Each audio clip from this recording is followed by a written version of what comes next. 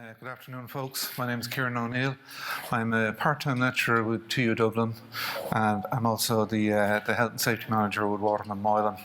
And I suppose my interest in BIM emanates from my previous job, where I was Intel's Design Manager for construction projects on the DIT site. So I'm presenting a capstone project here on behalf of one of the students I supervised last year, Shane Coppinger. So it's based on the capstone, based on his capstone paper for his Masters in Applied Building Information Modelling and Management. And that capstone experience enables students to focus intensively on a solution of an industry-based problem or problems, while also developing significant research capability. And I'm going to flip on to the next slide, which kind of looks at the kind of key elements of Shane's capstone paper. So the first part of there was looking at, well, what software is out there and what software is being utilised for design for manufacturing and assembly. And then he did an online survey and then analysed the data. And that was the first part of it. And then the second part then was to try and tease out what are the issues around interoperability. He did a case study on a residential project, and then he followed up with an interview analysis on that. So I'm going to step through that. So the software mentioned in his literature survey was also demonstrated in the feedback that he got on the online survey. And that's just an image of the various different softwares packages used. So the software then highlighted the prevalence of Autodesk Revit as the most commonly used software, and it's incredibly popular amongst architects, structural engineers, building service consultants. But it's not necessarily enough for, and it doesn't. While it's a great all-rounder, it doesn't necessarily meet the needs for designing for manufacturing and assembly. So the kind of feedback he got there was, by and large, most people were using Revit, but it wasn't enough. So Autodesk Architecture was the next most popular, then Tika Structures. And kind of the graph on the top right-hand side then was in terms of analysing the feedback that we got from various different people. So one person was using 9 different software packages to meet their needs in terms of producing designs that were suitable for manufacture and assembly. 2 people were using 7 packages, 4 people were using 5 packages, and the average there was around 3 software packages per person. So that kind of interoperability is certainly a challenge for design for manufacturing and assembly. So the survey then targeted a specialised audience. So rather than contacting everybody on LinkedIn with a BIM profile, he was looking for people that were actually involved in MMC. And MMC Ireland assisted in narrowing down the list of companies to survey. And the participants then kind of Paretoing out the participants then in terms of people that responded. There were 9 people from senior management positions, 5 people that were production or project managers, 10 BIM managers, architects and architectural technologists, there was 9 of them, and then 9 BIM technicians and coordinators. And then to make sure to kind of see, are we actually connecting with the people that are using that then? So 77% of the people responded that they were using design for manufacturing assembly software on a daily basis. So we kind of got the sense that we were linking in with the informed participants that we wanted. Then, in terms of kind of looking at the perception feedback, then we asked a couple of questions there around awareness of design for manufacturing, MMC software in the industry. And kind of the feedback there was around 50% were somewhat dissatisfied that there wasn't enough collaboration and integration. And then we kind of touched on to see, were people actually using the right software, or was it legacy stuff that they had to use because of that's what the company had? And so the survey there that kind of probed on that was, would you recommend using the software that you have to others in the construction industry? And so the vast majority of that then was 97% would recommend the software that they were using because they felt it met their needs, rather than it was a legacy product that the company had that they were using. In terms of then kind of probing into the obstacles and transferring data from the design intent model, which is primarily based around Revit, to whatever software they were using. And so, you can see that that a lot of the respondents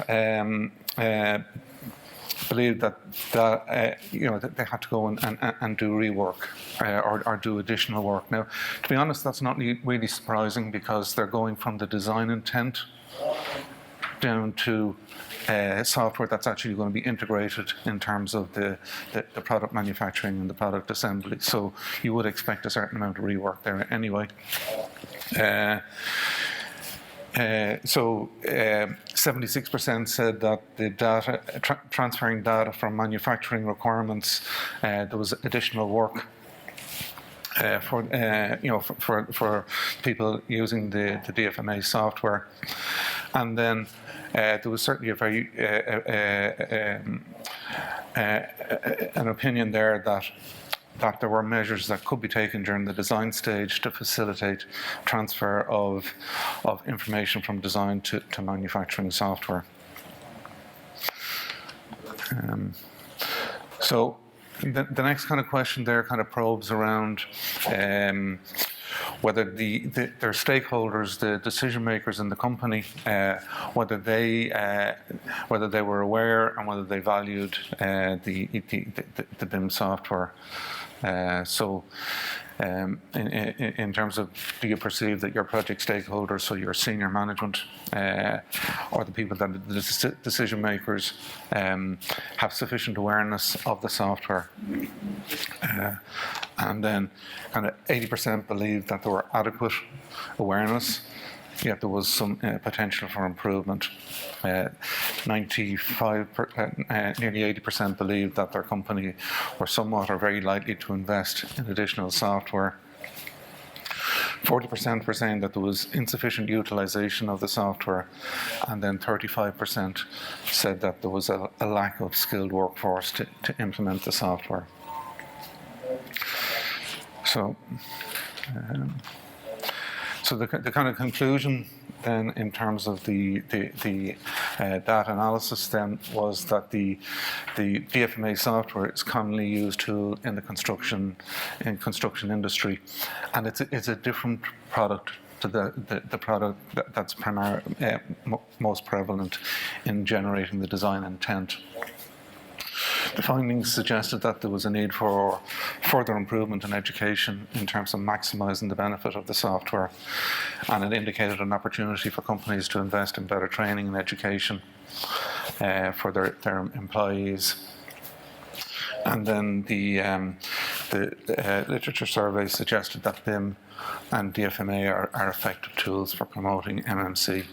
So I suppose kind of thinking about the feedback that we got in terms of the interaction between the design intent and the software used for the manufacturing, the feedback there was around rework, and that could be some further improvement. And I think that kind of resonates with what we've heard over the previous 2 days about the importance of standardization, and it kind of cuts two ways, both in terms of the design intent being aligned to the standard, and also then in terms of the design for manufacturing software also being aligned. So that kind of two-way, I think, will certainly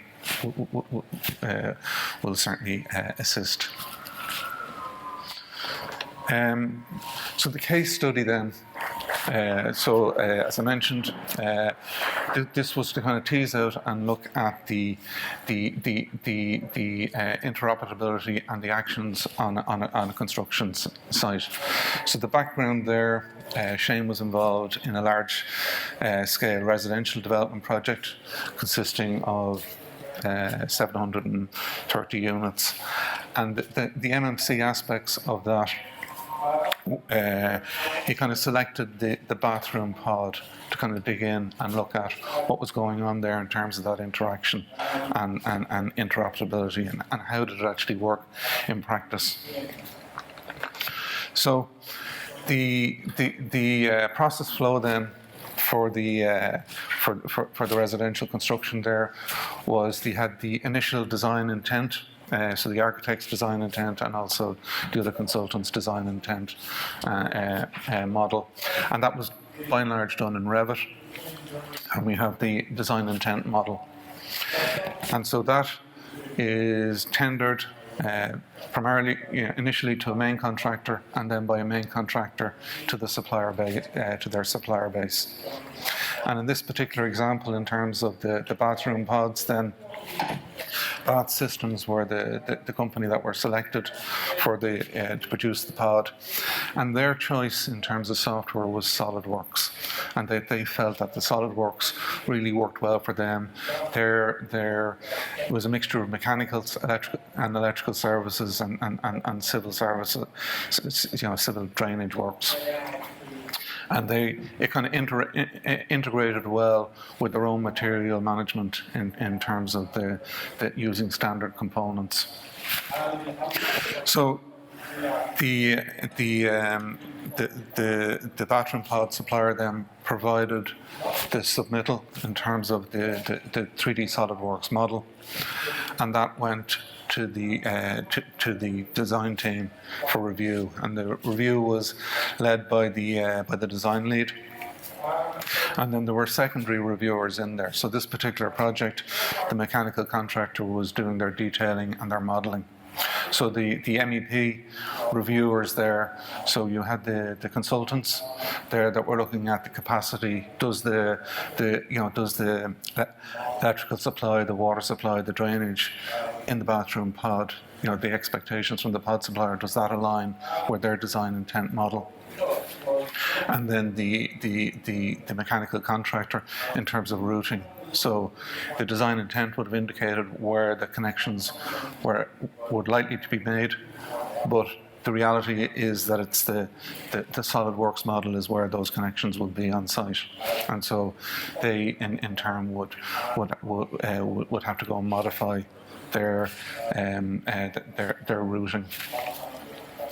So those kind of comments then were consolidated by the design lead, and they used the traditional submittal review process, where it will go back to the supplier as either accepted, approved with comments, or rejected, and having to go and rework through that loop.